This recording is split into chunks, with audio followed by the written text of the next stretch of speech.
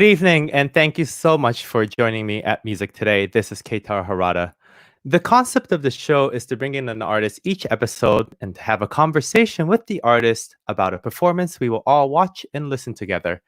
The live component is very important because I encourage the viewers to comment and ask questions to the artist. The idea of doing this show came about when COVID-19 hit, and I wanted a platform to keep the music going for our fans. Even though we may not be able to experience live performances together right now, I wanted a place where music lovers can join easily to converse with the artist and to see more personal side of us. Music Today is a bilingual show. The live streams during your evening will be in English, and the shows that broadcast during your morning time will be in Japanese. If you want to improve on your Japanese skills, you're more than welcome to watch the Japanese interviews too, and you could use the subtitle button somewhere around here after the show airs. Without further ado, I'd like to bring in our guest for tonight. Since we cannot hear you applaud, please do me a huge favor and comment using the comment screen on the bottom with clapping emojis, or you could write clap, clap, clap, so we know that you're there and enjoying the show. Please welcome my dear friend, Rei Hotoda. Hello, Kay. How are you? Very well. How are you? Konbanwa. Konbanwa or konnichiwa. Ohayo gozaimasu for us. Okay. Well, because I'm in Japan right now. Yeah. So for our viewers, I'll just quickly explain sort of how Rei and I met, which was back in 2008 when you were at Winnipeg Symphony. The Winnipeg Symphony did a conductor's symposium or forum. I can't remember what it was called. And I was a participant. But years and years before I even met you, I knew about you very well because, or I knew of you very well because I was living in Macon, Georgia. And one of my southern mom was Susan McDuffie. And she always... Wow, she's an amazing person. She is an amazing person. And so she would always talk about you. She's like, "You're Kei Harada. You should meet Rei Hotoda." Yes, I know her family very, very well. I went to school with her daughter, Marjorie McDuffie, and Bobby very well as well. Just respect their family. They're a musical and incredible musical family. Yes, and what they've done to the city of Macon with the musical culture there is just amazing. Starting from the conservatory to all the cultural events that the McDuffie family has done. So very, very happy. Before we start with the music, well, actually, where are you quarantining right now? I'm in rural Illinois. Mm-hmm. And I'm surrounded by cornfields. So it's been pretty, we had no cases in our small town, but close to us, there's been several hundred cases. And of course, my hometown of Chicago has been, heavily impacted, and my family still live there. So it's just a really difficult time, and I worry about my family constantly. And especially my mother, who's living alone there. And so I just went to check up on her a couple of weeks ago, and she's fine. Mm-hmm. I mean, it's amazing. Oh, good. She's very resilient and very strong, and is just weathering, like all of us, the situation right now. Fantastic. Before we start with the music, I wanted to recognize some hellos. We have Dave Lake from Savannah, who is a radio host, a good friend of mine, who loves contemporary music. Like anything written after 1980s, he's there. And so today we're going to explore two music that is very contemporary. So, and even a world premiere that premiered just recently. And we have Phyllis from Savannah, conductor friend Daniel Black. Hi, Daniel. We have Markin Tucker, maestro, who's saying hello to Rei. Markin! Thank you for watching, Markin. It's been so long. Markin was one of the brave people who was on my show the first week. He was like guest number 2, and I'm very thankful for him to participate. And someone's raising, Dave's saying, clapping hands for Winnipeg, so maybe there's some Winnipeg history there. Okay, so Jennifer Higdon Fanfare Ritmico, tell us about this piece. Yes, it's an incredibly powerful work written at the millennium, right? So 2000, and it was a time where she was reflecting on so many turn of events that were happening Of course, this was before 9/11. But she was in this piece. It's like she was foreseeing all the chaos that would happen in the next 20 years or so. But it's a very powerful work. It's very rhythmic, like I was saying, and I just think she's such a brilliant composer. Yes. And I've conducted several of her works, and she has a definite signature language in her compositional, writing, in that. She does use open fifths, fourths, very tonal, but at the same time she's mixing it in with some seconds and minor seconds and cluster chords, and again this brilliant orchestration that that we'll hear in this Fanfare Ritmico. Which and the thing is, what's brilliant about it is that she has so much fun layering all of these instruments together. It's like all of her, academic background, but in a really playful setting in this piece. I always feel her piece is very colorful. Of course, it's rhythmic too, but colorful. And I was wondering, if you were to put a color into this Fanfare Ritmico, what color comes to your mind? I would say metallic colors for sure. Bronze, silver, gold, lots of, because I feel like she's really exemplifying this post-industrial age. It's like it's beyond the machines and everything. It's beyond that. It's like this computer world, this ether world. And so what color does that look like? Maybe it's green, I don't know. But it is colorful in that it's brilliance. There's this brilliance to it, and that's what makes it, to me, sound more metallic. Fantastic. Let's take a quick look. This is a performance at the Detroit Symphony. Yes.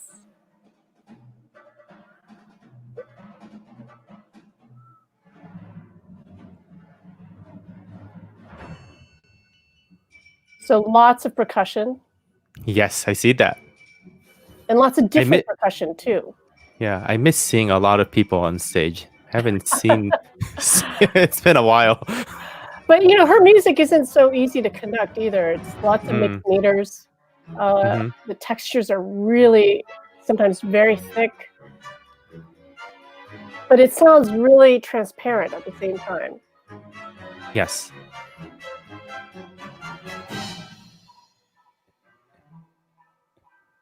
At moments I feel like, it sounds sort of like Stravinsky, and then it goes to a completely different area, which is very, very much the Higdon signature. Well, and what's interesting is that she uses these little fragments, like she was just introducing from the strings, and then she starts to elongate those phrases. So now the scales are longer, the passages are longer, and then she sometimes she lets it go, like here, completely lets it go, and then has it come back in the foreground. So again, these wonderful textural layers that she's playing with is amazing and fascinating to listen to. Yes. Here we go. And now we have the chorale, but again, it's fragmented, inserted by the percussion.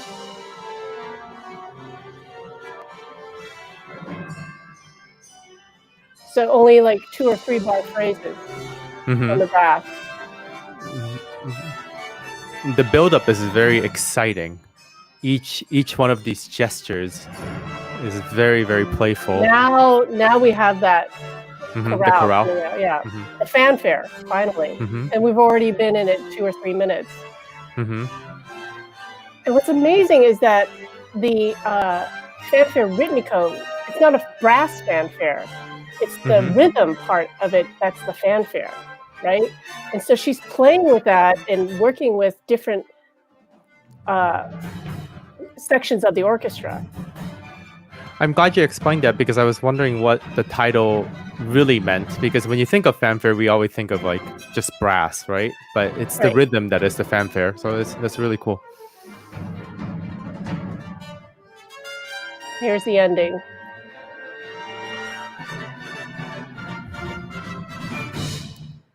Oh, very cool.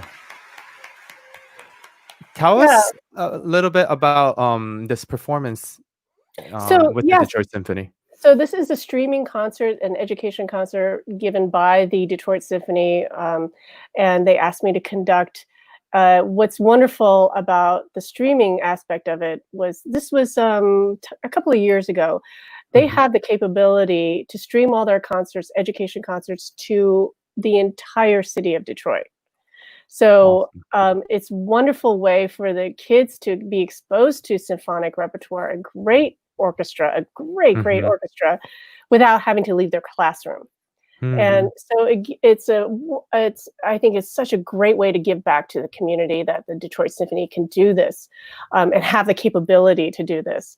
And I think, I mean, kudos to them right now during COVID-19, where all the other orchestras were struggling to get online content, right? They have it all in the can from many concerts, not just the education concerts, but their masterwork concerts and all the other concerts that they have recorded and have streamed.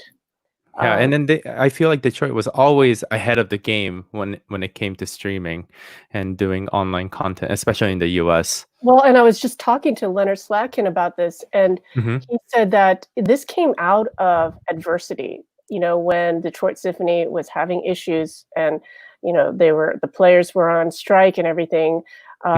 It was a difficult time for the organization, and they pulled it together and developed this idea of streaming concerts, and look at where they are now. I mean, they're way ahead of the game.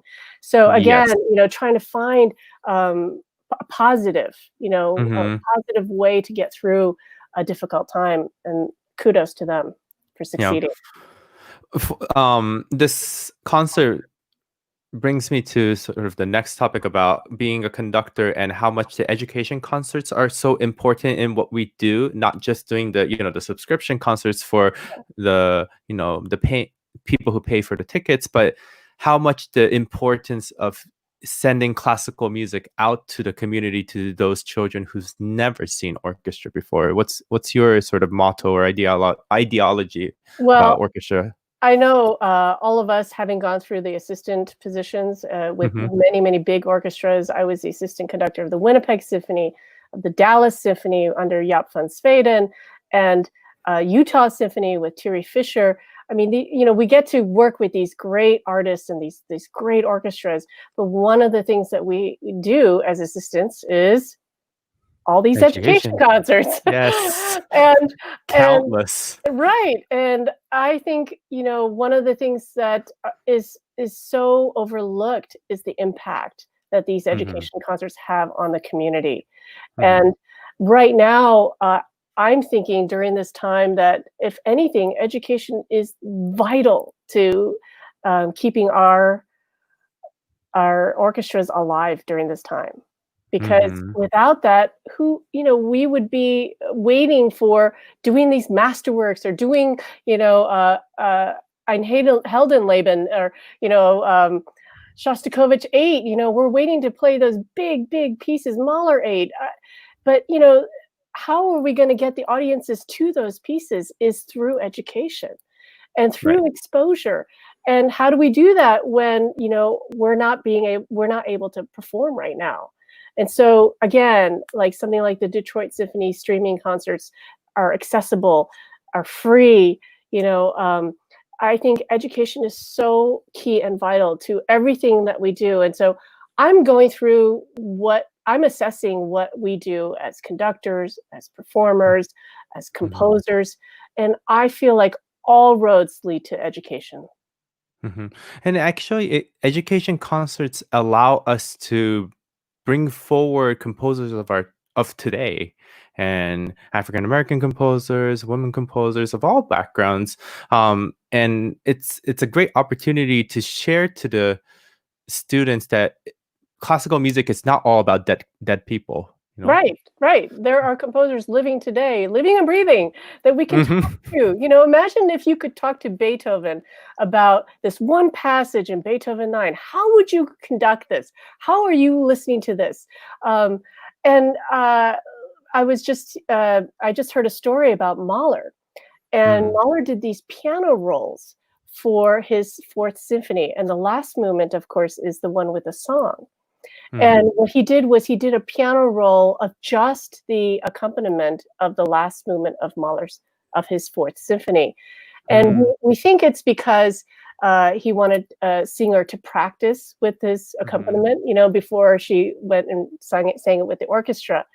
And it's interesting because at the very last passage, there's this wonderful filigree that happens with the first violins, and they're playing all this like this very difficult passage work, and you always hear it very slowly, and when he plays it in the piano rolls, it's actually much faster, so it sounds improvisatory instead of calculated. And very beat-like. And so if we were able to talk to all these great composers as they were writing the pieces or as they're alive and just finished their pieces, how exciting would that be to interpret what they wanted? And so we have this opportunity with all these living composers right now to make that impact, to have that connection, and then bring it to our audiences today. And what's amazing is when I bring a composer to Fresno, let's say a very good friend of mine named Vivian Fung, she's Canadian, but she's making an impact all over the country. Philadelphia Orchestra just premiered one of her pieces, and they're commissioning works. Yannick is also commissioning a piece from her during this time to conduct. He will be conducting her piece with the Toronto Symphony in July. And so I invited Vivian to, as we were performing her Earworms. It's a piece, there she is. It's a piece for orchestra that we just performed in last September.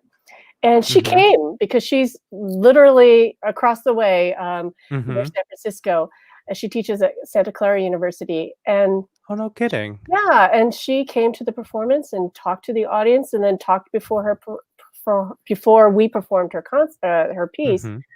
And all of a sudden, the audience just was able to open their minds and open their hearts to listen without judgment, which is really important with new music, right? Because sometimes audiences think, oh, here's the new music piece, there's the medicine I've got to swallow, and no, I think it's a living, breathing,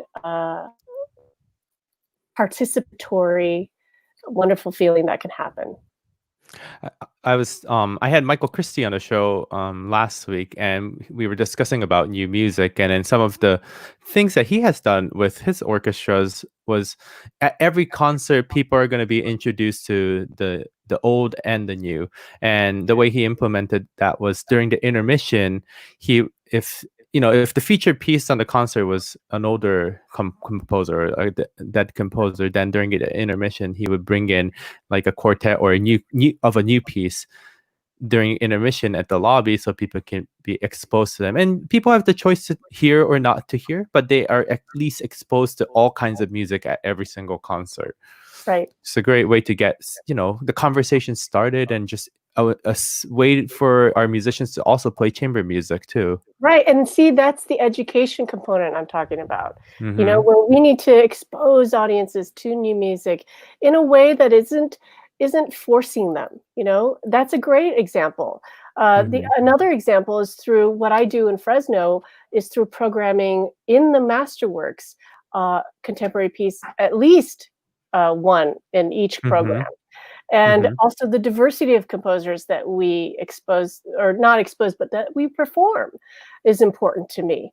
And this is because when I first started my work with the Fresno Philharmonic, I realized what an amazing community this is. And what makes it amazing are the people in the community. And you know this more than anyone else, is that, when you feel you are welcomed, no matter what background, what ethnicity you are, when you feel welcomed in a community, all you want to do is embrace them. You can't do that now physically, obviously, but I felt that way right away with Fresno.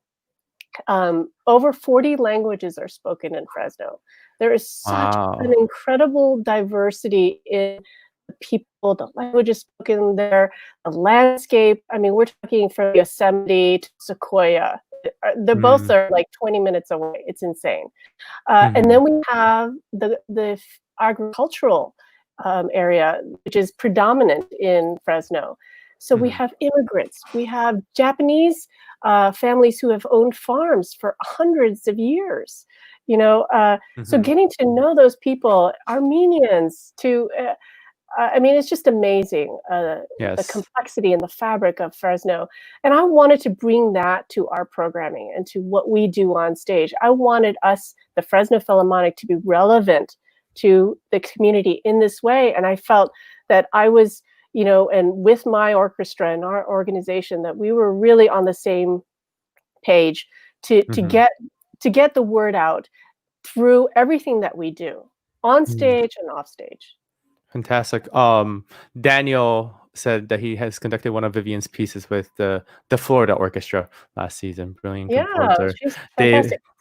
Dave Lake has interviewed her during the Winnipeg New Music Festival back in 2019. So Winnipeg, when I was there my first year, I could not believe that Winnipeg Symphony has a 2-week new music festival that's nonstop. I mean, we're talking every day there's a new music concert premiere. Everyone from Jennifer Higdon was there to do a premiere, to John Adams. I mean, it's just an amazing group of people that can do this, do new music. And that's the other thing, is that I think playing new music helps the orchestra artistically. And definitely. Yeah. I mean, it challenges us to do different things than, playing the old masters. We're used to that. We have that in our wheelhouse, but playing contemporary music sometimes is a challenge for orchestra players, and it keeps us on our toes, I think. Definitely. And it's music of our time. This is the music that people 100 years from now are going to look back and talk about, us. Hopefully, yes. who played. We don't want to be known as the generation, the century that didn't play their own music, Right. So, and there are so many wonderful, wonderful composers out there who are challenging the orchestras. Like, for instance, we just did Tan Dunn's Secret of the Winds and Birds. I don't know if you know this, Passacaglia. But what's interesting is that there's an audience participation element to it, using cell phones. Yes. And so the orchestra is using cell phones.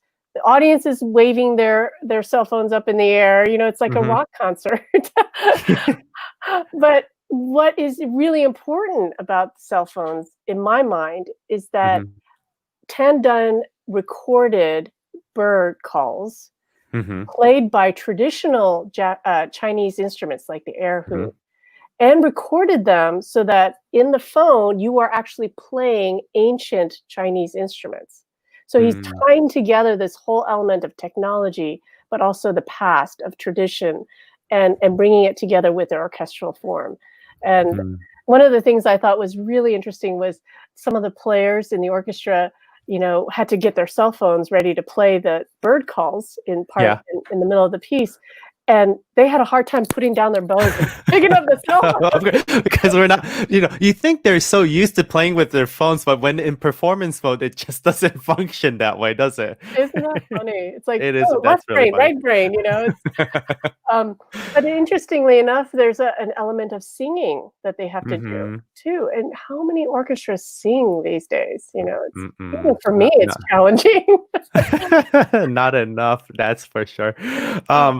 Comment from wonderful opera singer Abigail Fisher, saying that her husband's family lives in Fresno. So great to hear about the orchestra there. Wonderful. You should have Abby sing. Yeah. At Fresno. And message me. We did a Missy Mazzoli opera together, and she was the lead role. It's almost like the opera was written for her, because she really just embodies the entire character. But Abby is a fantastic colleague and amazing singer. Missy's at Fresno, we did her River Rouge Transfiguration, and I love that piece. Yeah, I love that piece too, and I was supposed to conduct that in May, and then the concert got canceled. So I have the score. I really want to play that piece. Okay, so Ray, let's talk about.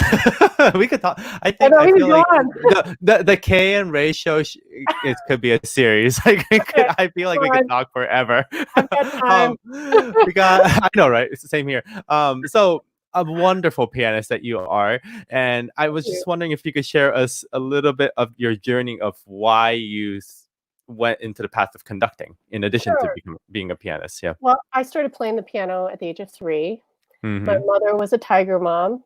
She wanted Mm-hmm. me to become a, professional pianist. Mm-hmm. She was a singer and a music educator in Japan. I was born in Japan. I was born in Tokyo. I don't know if you knew Mm-hmm. that. I think But, I knew that. Yeah. but I moved when I was 5 years old to the States, Mm-hmm.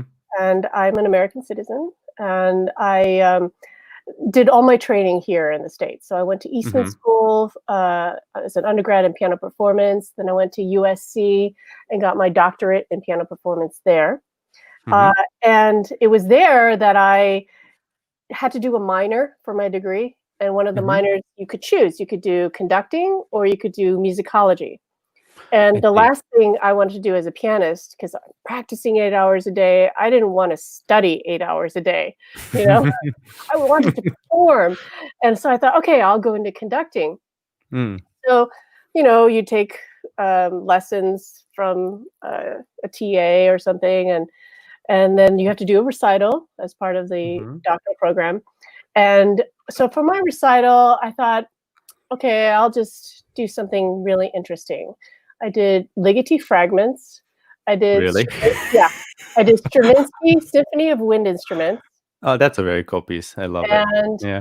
I did Kurt Weill's Threepenny Opera, the Oh, orchestral. no way. Fantastic. That was my conducting minor recital, and I thought, Okay. yeah, I thought this was so much fun. This is great. Mm-hmm. Um, then I got into Gustav Mahler's. So this is Mm-hmm. after I finished my doctorate in piano performance. I thought, okay, what's next? And for me, artistically, I thought, okay, I need to do something more than just practicing 8 hours a day and trying to win Mm-hmm. competitions and trying Mm-hmm. to be a soloist. I felt that there was another calling for me. Mm-hmm. And so I auditioned for Gustav Mahler's studio at Peabody, and Mm-hmm. I got in, and I really struggled. I thought, oh my gosh, this is like learning a new instrument for me. Mm. And I felt I had What so what was the struggle? Like I feel you're such a natural conductor on the podium. well, Tell us what was the struggle? Because and plus Gustav is such a he's like a teddy bear. He opens up, he teaches you how to conduct and like I'm so curious about what the struggle was. I think for me it was integrity in what I was Okay. doing, and I felt very intimidated by reading scores, the orchestral repertoire, the composers. I don't know. It was just so enthralling to me that it was like, oh my gosh, how do I even grasp all of this? Where do I start? And this Mm. is after being in his studio. I felt really perplexed by it. I wanted Mhm. to be the best right away. And I felt that, being an accomplished pianist, I felt, okay, I've got the tools. I can read the scores. But it was personal journey for me. It was a Mm. struggle that was personal. And when you're on the podium, as all conductors know, it's who you are that Mhm. you project the music, and that you're trying to and embody the music and be genuine, and all these things that you see these great conductors doing, and then the composers writing in this incredible texture, and so that was the struggle for me. Is like, how Mm. do I get past that? Uh-huh. That intimidation. It was like I had to explain. It was like the first week I was Yop's assistant in Dallas. Actually, the first Mhm. 6 weeks. I sat in the hall listening to his rehearsals. This was, in 2009, Mhm. and I was like, "Oh my god. This man is unbelievable. I could Mhm. never do that. I could never be a conductor like that." I felt like quitting. It was just like, this man really knows what it is to be a conductor and just be the Mhm. music, and it was all about music for him. The Mhm. rehearsals were so intense, and Mhm. so for me, it was such a great learning experience that I just felt so intimidated. I was like, "Oh, this is like This is like God, and I'm, down here as Alberic, in the Nibelung, he's Botan, we got to start somewhere, right? So I'm crawling out, from the depths to try and get up there. No, but it's like that for me. It's an emotional thing. I have to really feel it. I have to feel right with it to feel that I've, accomplished something with it. And so that's why. That's amazing. Yeah. That's amazing. Because we talked a little bit about piano, we have a question saying, "Are you the Rei Hotoda of the album Apparitions?" I am, and it's available on iTunes. iTunes, yes. I was just trying to find the link, but yes, it is available on iTunes. So check so it out. A project of mine, which kind of ties in with the composers. I decided at maybe around 2003 when I was studying conducting and going to Peabody. For some reason, I thought, okay, who are the Japanese composers? Where are the Asian composers in my life? I'm working on all this great symphonic repertoire, the masters, Brahms, Strauss. Okay, so where is the music of, my culture? So I decided to explore this a little bit more.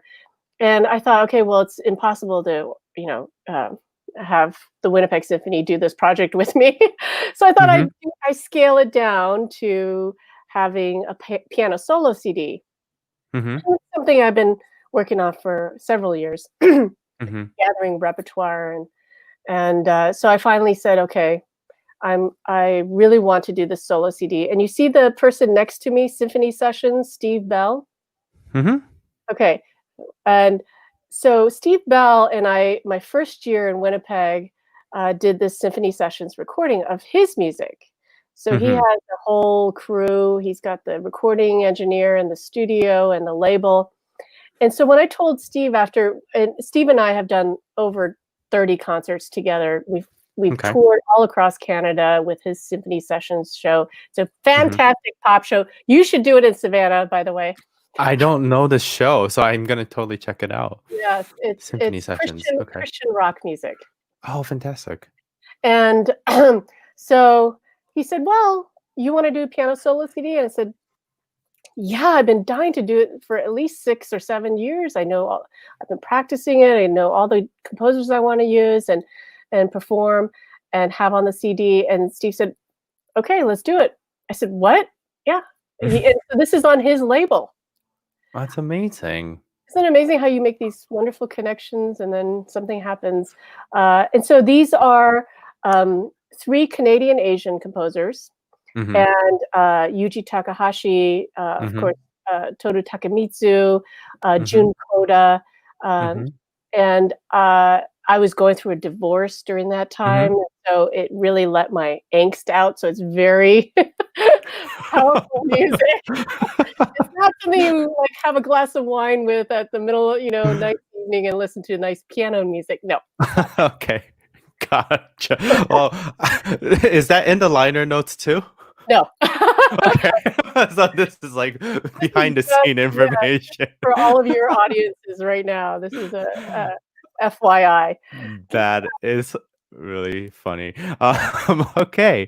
Let's talk a little bit about Fresno Philharmonic and your activities, and then the most recent world premiere during this COVID-19, which is what you did was amazing. So tell us a little bit about Robert Morris also. Yes. So in March 12th, we were supposed to do a new music concert that I started with my co-curators, a composer and a violist in the orchestra. And we decided to do this new music series called Proxima.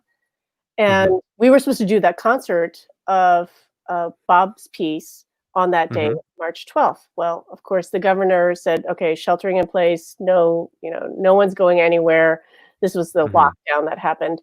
So the concert was canceled and everyone flew home. I flew home on March 13th. It was chaos and everyone was like, oh, this is intense, right? Yeah.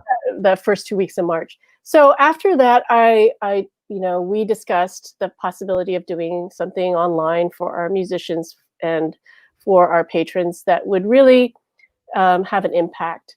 And we were going to do Bob's piece, and so we all decided that this would be an opportune moment to actually play the piece for the public. And so this piece is called Landscape Greeting, and it was supposed to be at the Art Museum, Fresno Art Museum. And here's a page of the music, and it was written basically the first week of March. So it was written in March 2020 for the Fresno Philharmonic Proxima series. And wow, it was amazing. Bob just wrote the piece for us, and I said, Bob, do you mind if we do a digital premiere of it? And he was all for it. The players were amazing and all for it. And so we put this together. My husband and I put the video together, and it's about an 11-minute piece. And yeah, go ahead and play it. And so you can go ahead. Yeah. And so it's very much gestures, long harmonic chords. And then we were able to use the images from the art museum that Bob's piece was inspired by, which is this wonderful collaboration. And I love when things like that happen. And so it was fantastic that the art museum was able to give us, permission to show the audience some of these amazing artwork. And the artwork is all by California and Fresno-based artists. That's awesome. I was talking to Daniel Black when he was on the show, and how us all conductors have become video engineers during, we've always edited videos. Like, we've always done that, but this year we are very, very equipped doing that. Yes, I think more so than ever. I know. Yeah. And so I felt like it's a very contemplative piece too, and it ends with that flute gesture.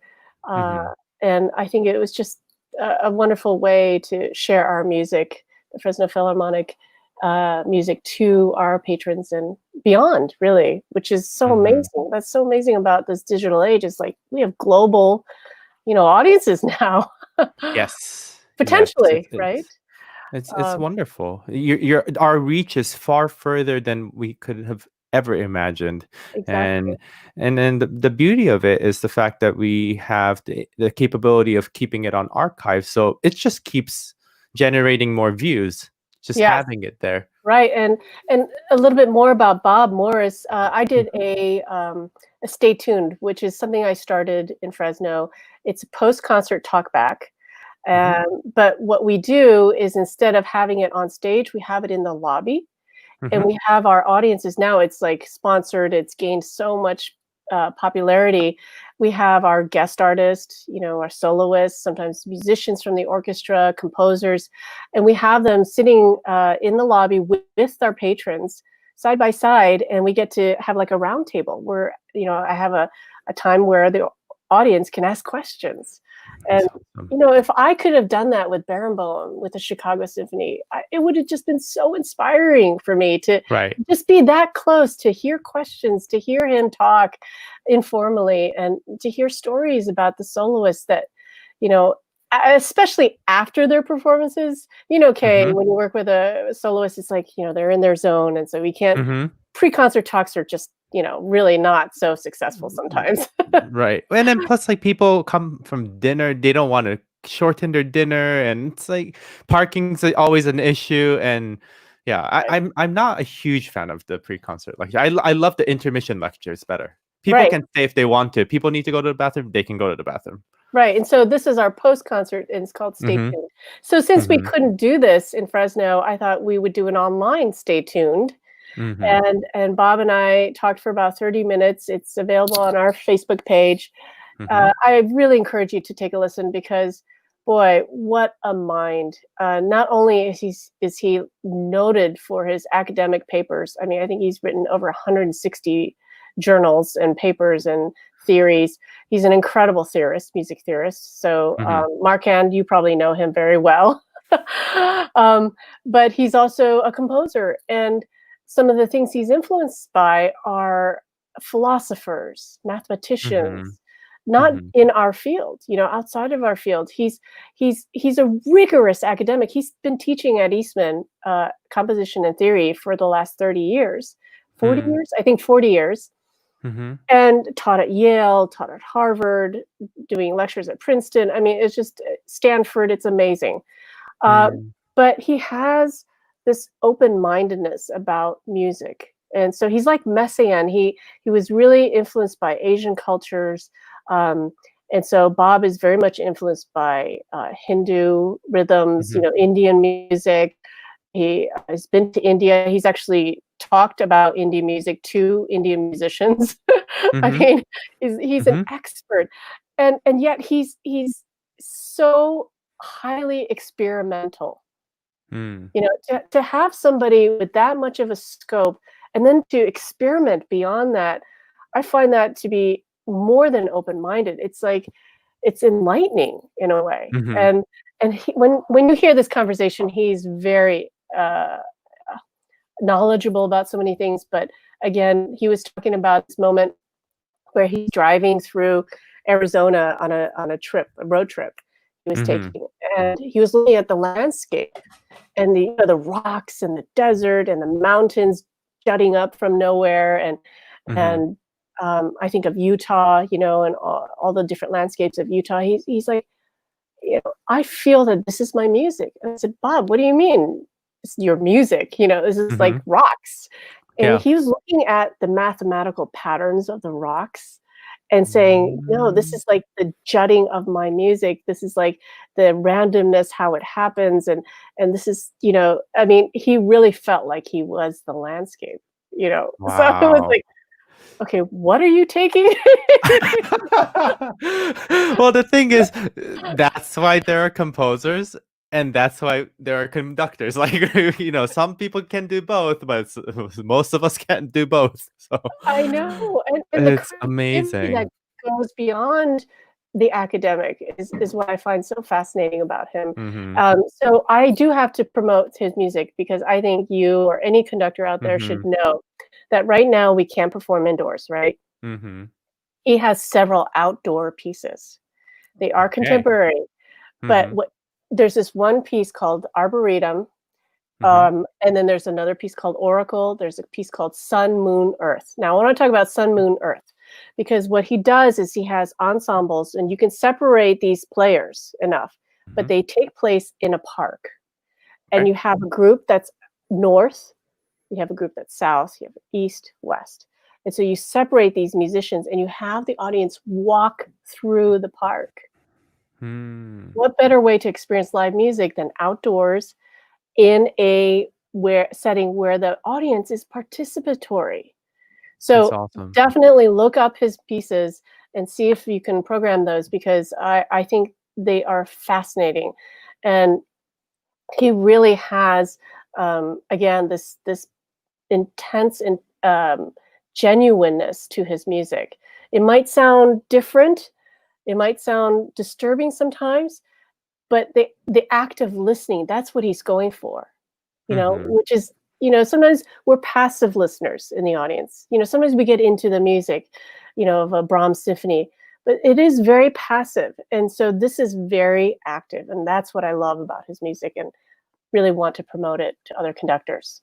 I love how there's a section called open instrumentation and improvisation. And it could Exactly. that's awesome.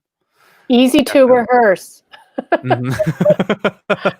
Easy to put together. That's Easy to put that together. I mean, these are the alright. things we have to think about now, right? Yeah, definitely. Yeah, we can't do long rehearsals or stay too close to each other. So this is actually really wonderful. Thank you for sharing. Let's recognizing some hellos. We have someone from Tokyo saying hello. We also have conductor Joseph Choi also saying hello. Hi, Joseph.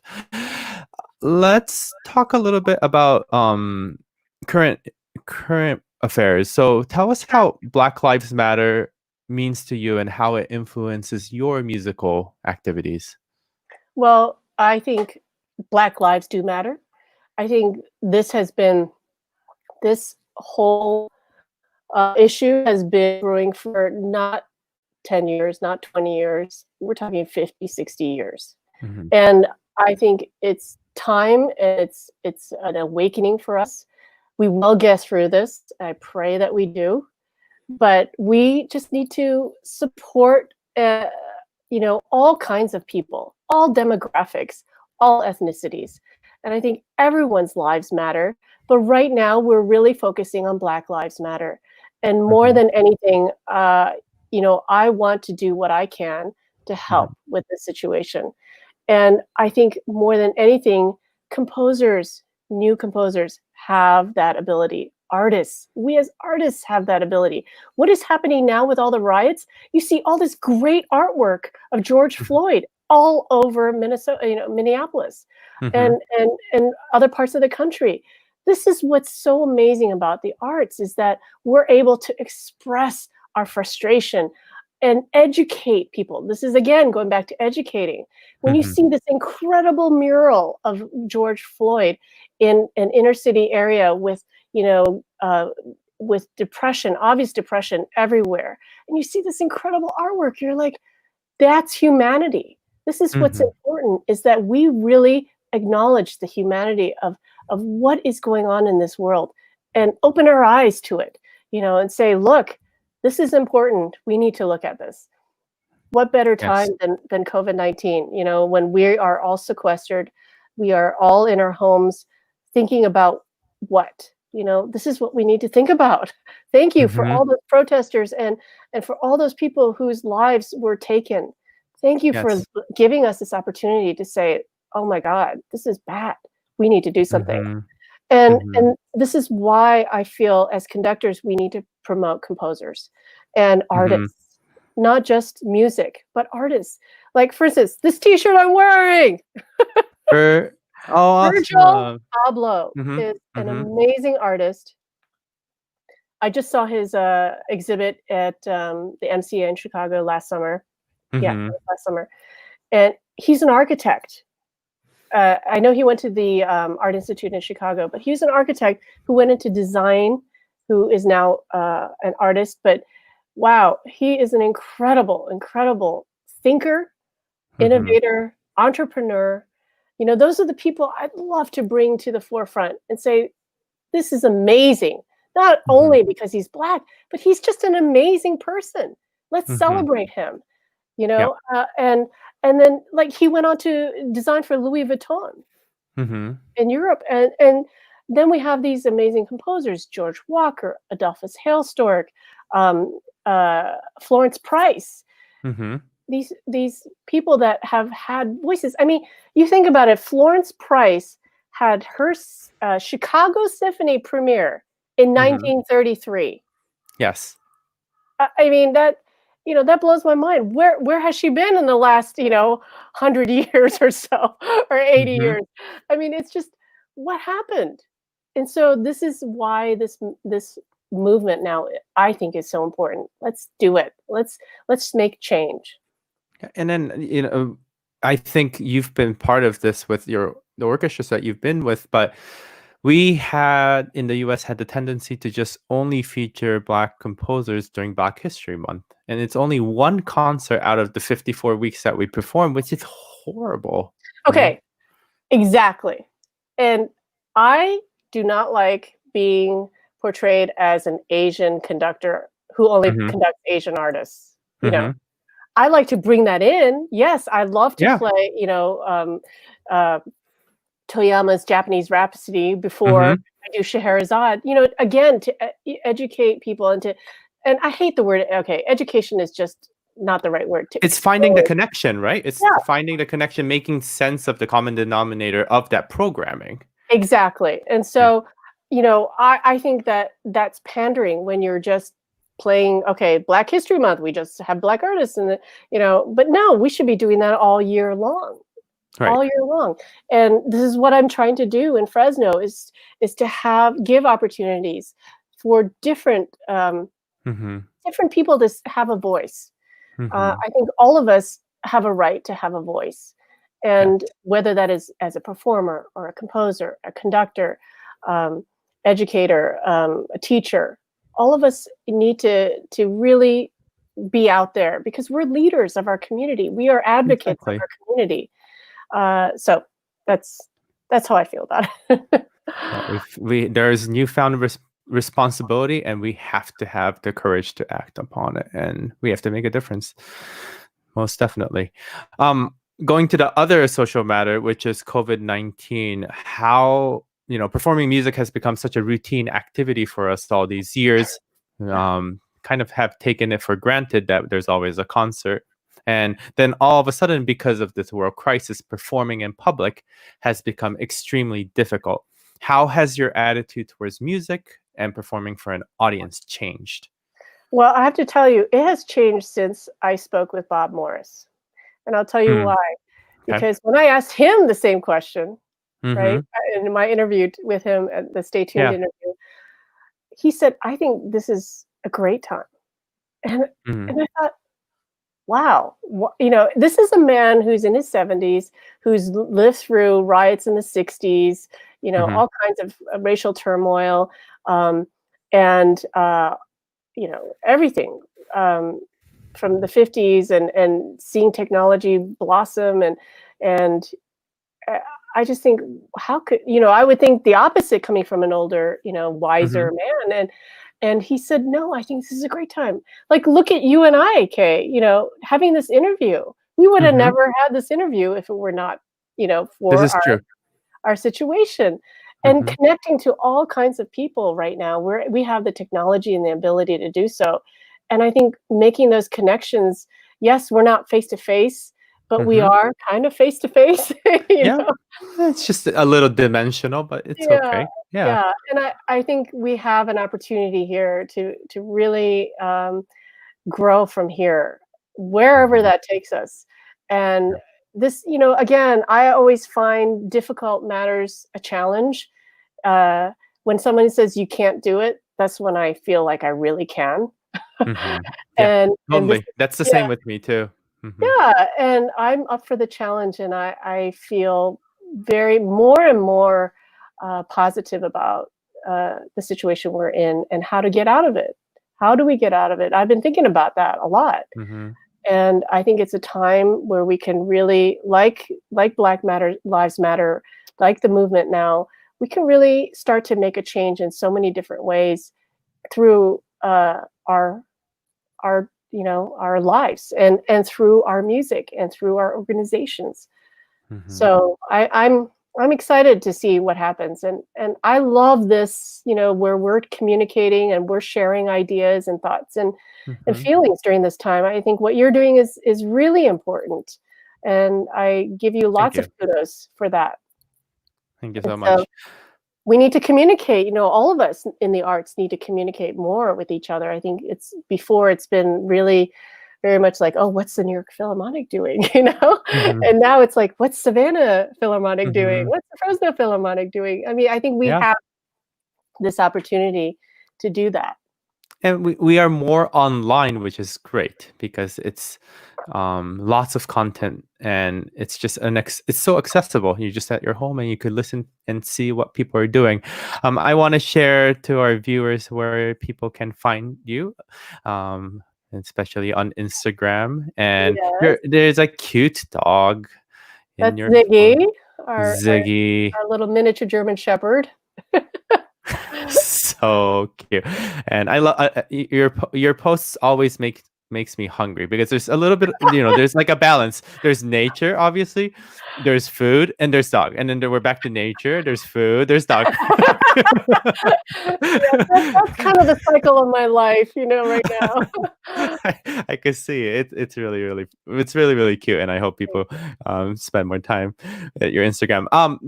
We have like a few minutes. I was wondering if, since we talked about piano, if we could share a little bit of your piano playing. Yeah, go ahead. Yeah, I'd love that. Okay. I have ready your Beethoven performance. Since it's Yes. Beethoven year, might as well listen to some Beethoven. Tell us a little bit about when and what it's with your orchestra, right? Yeah, so that's my concertmaster, Stephanie Sanabrojo, who Mm-hmm. is a fabulous, fabulous violinist, and that's Julie Albers on Mhm. cello, who is the principal of St. Paul Chamber Orchestra, and myself at the piano, conducting and playing. And this is one of the things I love doing, is marrying the two disciplines together. And it's just a thrill for me to be able to do that with my orchestra. And thank Yes. goodness we just did this concert in January. This is the dress rehearsal.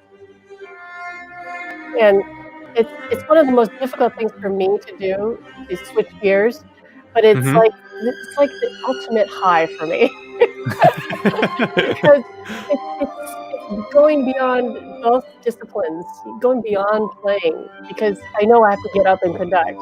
I have to know what Mhm. everyone's doing. I don't have to just worry about my part, but I still have to be musical and be able to play it, right? And it's still nerve-wracking, like, you would not believe I get so nervous playing, especially in front of my orchestra, in front of my people, my this wonderful Fresno Philharmonic audience. And I have to tell you, we all came out in gowns of different colors, Uh-huh. and I wore this red gown, sleeveless and everything, and the audience, as soon as we stepped off stage or got on stage, Uh-huh. there was this hooting and hollering like you would not believe. It was fantastic. All three of us were like, "Oh my gosh, this is so fun. We wanna play. We wanna play now." And And it the secret is the red gown. yes, but that's the thing about live performances, is that, you have this interaction with the audience is just so amazing. You feel them. I felt them supporting all of us on stage, Mhm. and the music that we were doing, and it's just um, being on stage. I wish all audiences could just sense that and feel that. I wish they could just sit on stage and hear themselves, because Yes. that's part of the most amazing part of a live concert. Yes, most definitely. Well, we can only hope for the best to hopefully there is, in time we will be able to come back together as one and Yep. perform. And, I'm speaking from a place where it's a little bit better situation in Japan, where I get to conduct a concert next week without audience and then the following week with audience. So we'll see how that goes. And just, Yeah. you Good know, luck. yeah, I don't know if my arm's gonna move. I haven't done any diagonal arm moving in Well, quite some time. then you could just use your head and your face and be as Exactly. expressive as possible. Exactly. Well, Ray, thank you so much for your time, and this was so lovely to chit chat with you. And just I'm so inspired every time. The conversation was so inspiring. Ideas grew, and thanks to the audience that watched it. And please do share and comment more. And Ray, stay safe. You And too. Thank you, yes, Kay. thank you. Okay, Have a bye. good evening, everyone. Oyasumi Bye. nasai. Oyasumi nasai. Thank you for watching. Please remember to subscribe, like, and share this video. ありがとうございました。チャンネル登録、いいね、そしてこのビデオをぜひシェアしてください。